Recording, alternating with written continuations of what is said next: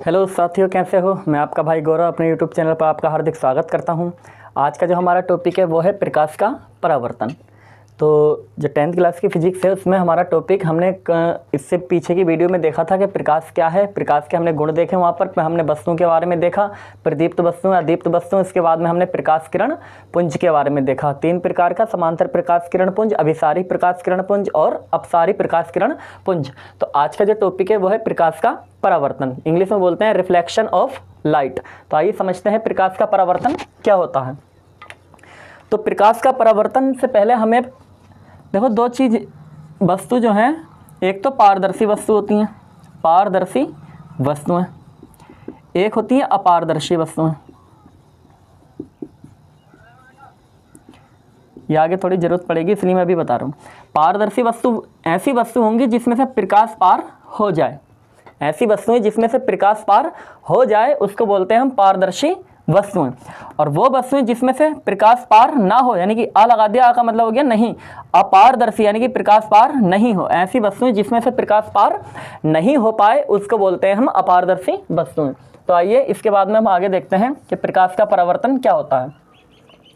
तो देखिए, जब प्रकाश किसी चिकने तल से टकराता है, जब प्रकाश किसी चिकने तल से टकराता है तो वह टकराने के पश्चात जिस माध्यम से आया है उसी माध्यम में वापस लौट जाता है। इसी घटना को हम क्या बोलते हैं, प्रकाश का परावर्तन। देखो अभी ये नाम आया माध्यम, माध्यम, माध्यम का मतलब ये है जैसे कि प्रकाश माध्यम देखो दो प्रकार के होते हैं में से, एक तो है विरल माध्यम, विरल माध्यम, और एक होता है हमारे पास सघन माध्यम, सघन माध्यम। कोई दो माध्यम है, एक विरल माध्यम होता है और एक सघन माध्यम होता है, यानी कि जिसमें प्रकाश की चाल, जैसे दो माध्यम हमने ले लिए, एक तो ले लिया, एक वायु ले लिया और एक कांच ले लिया। तो प्रकाश की चाल वायु में ज़्यादा होगी, कांच में थोड़ी क्या हो जाएगी, कम हो जाएगी। तो जिसमें प्रकाश की चाल ज़्यादा है उस माध्यम को बोलते हैं विरल माध्यम, जिसमें प्रकाश की चाल उस माध्यम के सापेक्ष कम है तो उसके बोलेंगे हम सघन माध्यम। ठीक।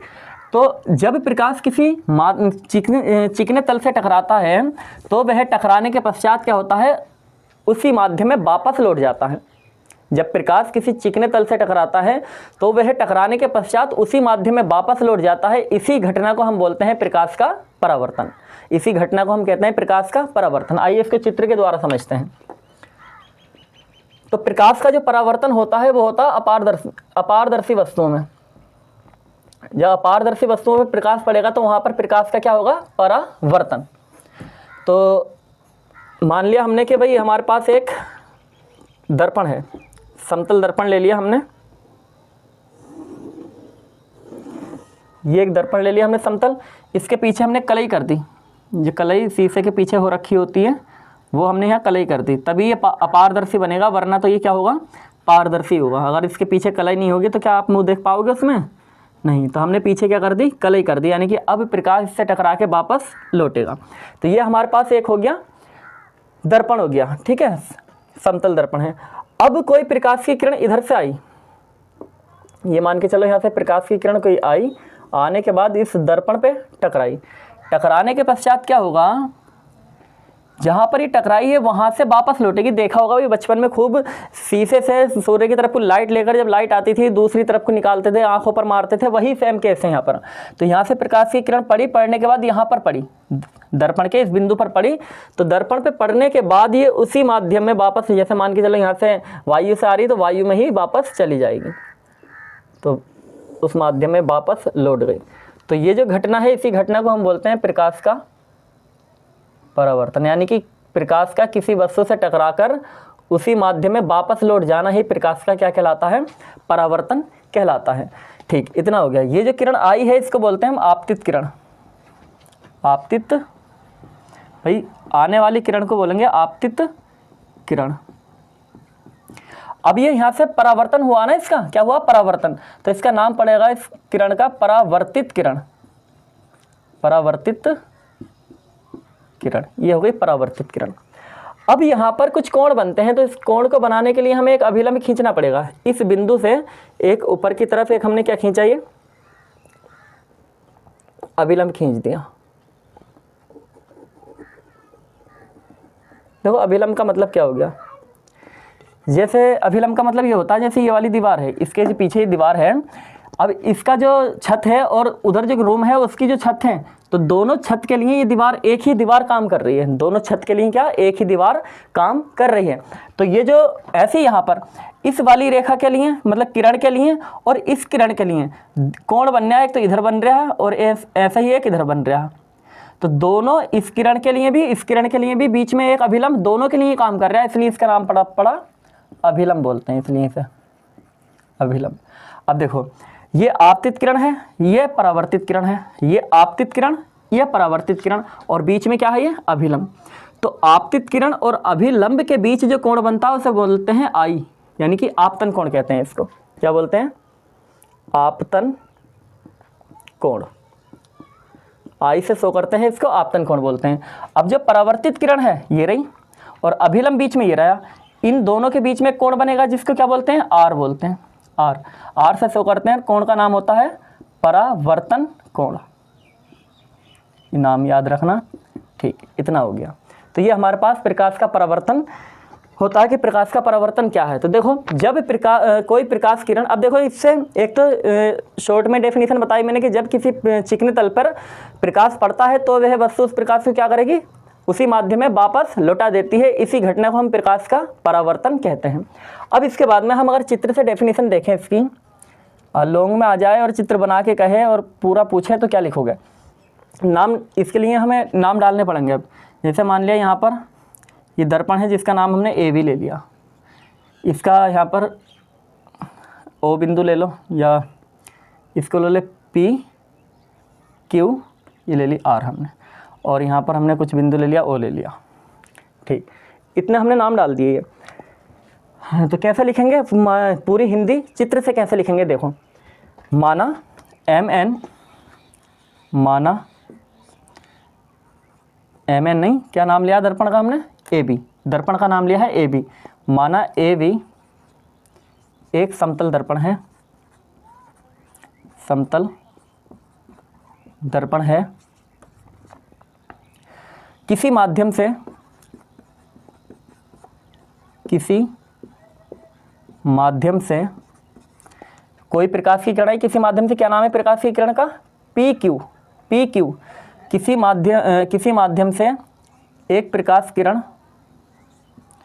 एक प्रकाश किरण, क्या नाम, PQ, कहाँ टकराती है, समतल दर्पण पर, समतल दर्पण के बिंदु Q पर, बिंदु Q पर टकराती है, टकरा गई, ठीक। तथा टकराने के पश्चात क्या हुआ, टकराने के पश्चात, तथा टकराने के पश्चात QR के रूप में वापस लौट जाती है। कैसे, क्या किरण बनी फिर वापस जो लौटी, QR, टकराने के पश्चात QR के रूप में वापस लौट जाती है, पश्चात QR के रूप में वापस लौट जाती है, इस घटना को प्रकाश का, इस घटना को प्रकाश का परावर्तन कहते हैं। इतना काम हो गया। अब इसके बाद जो जो नाम दिया है वो लिख दो, मतलब कि PQ क्या है, QR क्या है। जैसे PQ क्या है, आपतित किरण, PQ आपतित किरण, QR परावर्तित किरण, OQ क्या है, अभिलंब है, और इन दोनों के बीच में आपतन कोण, इन दोनों के बीच में परावर्तन कोण। जिसमें लिखोगे, जिसमें PQ आपतित किरण कोमा QR परावर्तित किरण,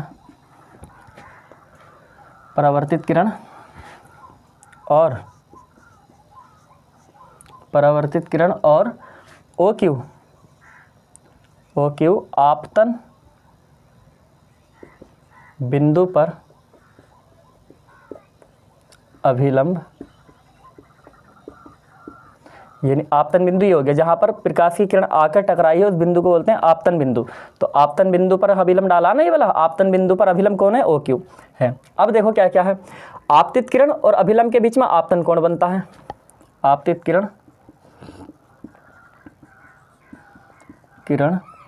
तथा अभिलंब के बीच आपतन कोण बनता है, जिसे किससे शो करते हैं, आई से प्रदर्शित करते हैं। अच्छा दिख रहा है नीचे तो ठीक है, अभी दिख रहा है, इधर लिख लेते हैं अब। प्रदर्शित करते हैं। इसके बाद में परावर्तित किरण और अभिलंब, ये परावर्तित किरण रही और ये अभिलंब रही, इसके बीच में एक कोण बना है जिसको R से शो करते हैं और क्या है, परावर्तन कोण लिखोगे। तथा परावर्तित किरण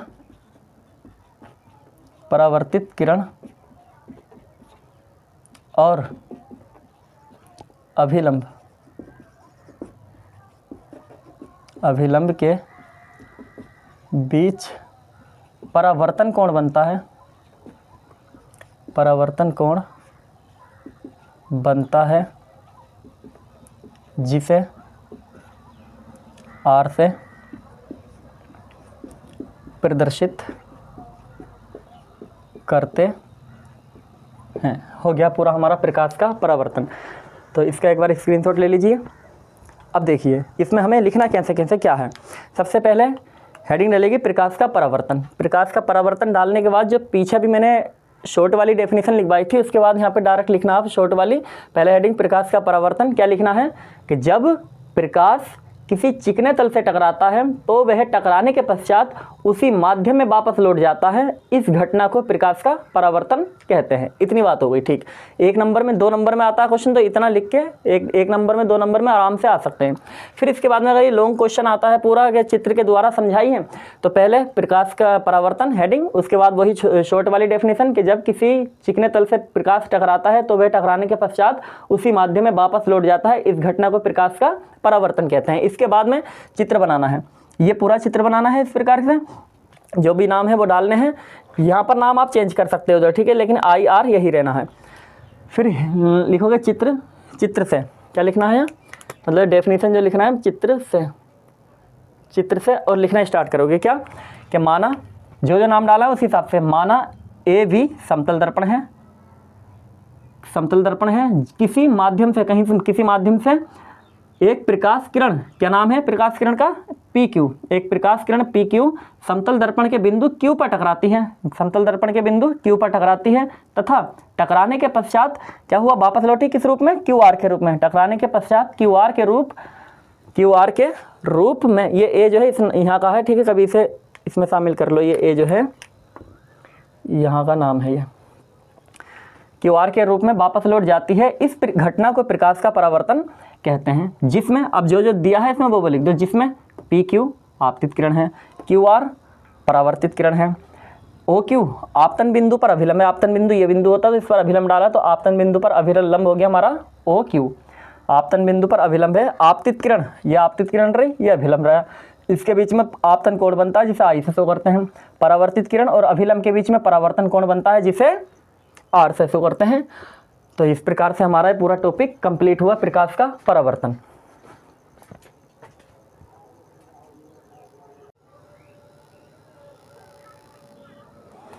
देखिए इसके आगे प्रकाश का परावर्तन ये हो गया। इसके बाद जो हमारा टॉपिक है वो है अब परावर्तन के नियम। तो परावर्तन की कंडीशन, परावर्तन होने के लिए कुछ नियम हैं, वो नियम लागू होने चाहिए। तो इसमें जो है हमें पढ़ने हैं प्रकाश के परावर्तन के जो नियम होते हैं, 2 नियम हैं, उससे प्रकाश का परावर्तन में वो लागू होते हैं। ठीक, देखिए 2 नियम कौन कौन से हैं वो। पहला नियम ये है कि जो ये आपतित किरण है और जो परावर्तित किरण है और ये अभिलंब, ये तीनों एक ही तल में स्थित होते हैं। किसमें, एक ही तल। एक ही तल का मतलब क्या है, जैसे ये बोर्ड है, बोर्ड पूरा एक तल है, पूरा एक ही तल है। अगर 2 तल हो, 2 तल का मतलब क्या हो गया, जैसे कि 2 तल का मतलब ये हो गया, जैसे कि ये मेरा हाथ है, एक तो तल ये रहा पूरा और एक इसके साथ में तल इधर है, एक तल इसके साथ में जैसे मैंने नीचे बना दिया ये, तो एक तल ये हो गया और एक तल ये वाला हो गया। यहाँ से समझ लो कि ये इस प्रकार से हमने बनाया, तो एक तल ये हो गया और एक तल ये हो गया, दो तल हो गए। तो जैसे कि एक तल पूरा बोर्ड और एक इधर को भी निकला हुआ होता तो वो दूसरा तल हो जाता। समझ में आ गई बात। एक तल ये हो गया, अगर दूसरा तल होता तो जैसे एक बोर्ड लेके मैं ऐसे करके लगा लूँ यहाँ, तो ये जो तल है ये दूसरा तल कहलाएगा इसका। एक तल ये हो गया और ये वाला तल दूसरा। तो इसका मतलब ये है कि ये तीनों जो है एक ही तल में स्थित होते हैं। कहने का मतलब ये है कि अगर प्रकाश की टॉर्च यहाँ से हम मार रहे हैं, इस प्रकार से यहाँ से टॉर्च मारी मैंने उस पर दर्पण पे, तो टॉर्च टकराने के बाद इधर की वापस आ गई। ऐसा नहीं होगा कि यहाँ से टकराई, मतलब दर्पण पे टकराई, टकराने के बाद जैसे वापस से इधर जाना है ना, ऐसे वापस नहीं जाएगी कि मानो कि यहाँ से हमने डाली और यहाँ टकराने के बाद ऐसे इधर को आ जाए। कहाँ से? जैसे इधर गई और ऐसे आ जाए, या यहाँ से हमने टॉर्च मारी, इस प्रकार से टॉर्च मारी और वो हो ऐसे यहाँ टकराने के बाद पीछे को जाए। ऐसा नहीं होगा। कहाँ को जाएगी? जब ऐसे डाली है तो किरण भी उसकी ऐसे ही जाएगी ऊपर को, जब इधर से आई है तो जाएगी भी उधर को। ये नहीं कि इधर से आई और ऐसे चली जाए, इधर को आ जाए। तो ये अगर इधर को आ जाती तो वो तल हो जाते दो। तो एक ही तल का मतलब है कि आपतित किरण, ये परावर्तित किरण उधर को ही गई और अभिलंबी ऊपर को ही होगा। यहीं एक ही तल में है, नहीं ऐसा नहीं कि अभिलंब ऐसे बना दो, ये दूसरा तल हो जाएगा। फिर अभिलंबी आपतित किरण ये, परावर्तित किरण ये और अभिलंब ये, तीनों एक ही तल में स्थित होते हैं। तो ये आइए लिख देते हैं, आपतित किरण, आपतित किरण, परावर्तित किरण, परावर्तित किरण तथा आपतन बिंदु पर अभिलंब, बिंदु पर अभिलंब। आपतन बिंदु, ये बिंदु हो गया आपतन बिंदु, इस पर ही अभिलंब। अभिलंब तीनों एक ही तल में स्थित होते हैं। पहला नियम इसका हो गया। दूसरा नियम देखो सिंपल है। दूसरा नियम ये कहता है कि अगर कोई प्रकाश की किरण, इसमें कोण बनना है ना, या आई और आर, ये दोनों कोण बराबर होते हैं। कहने का मतलब कोई प्रकाश की किरण अगर 45 डिग्री के कोण पर आती है, कितने डिग्री के कोण पर? 45 डिग्री के कोण पर, तो 45 डिग्री के कोण से ही वो क्या होगी? वापस जाएगी। अगर 30 डिग्री के कोण से आ रही है तो वो 30 डिग्री के कोण से ही वापस जाएगी। ठीक है, तो ये दोनों मतलब ये है कि ये आपतन कोण और परावर्तन कोण दोनों बराबर होते हैं। आपतन कोण तथा परावर्तन कोण दोनों आपस में बराबर होते हैं, बराबर होते हैं। अर्थात यानी कि ये कोण का चिन्ह होता कोण आई बराबर कोण आर, दोनों कोण क्या होंगे? बराबर। ये विकल्प में पूछ लेगा कि अगर कोई प्रकाश की किरण 30 डिग्री पर आपतित होती है तो परावर्तित कितने डिग्री पर होगी? तो जितने पर आपतित उतने पर ही परावर्तित, यानी कि 30 डिग्री पर भी वो परावर्तित होगी। तो ठीक है, दोनों कोण ये हम क्या होते हैं? बराबर। तो आज हमने देखा प्रकाश का परावर्तन क्या होता है, परावर्तन के नियम क्या होते हैं। तो उम्मीद है आपको वीडियो अच्छी लगी होगी। अगर अच्छी लगी तो लाइक, कमेंट, शेयर कीजिए। धन्यवाद।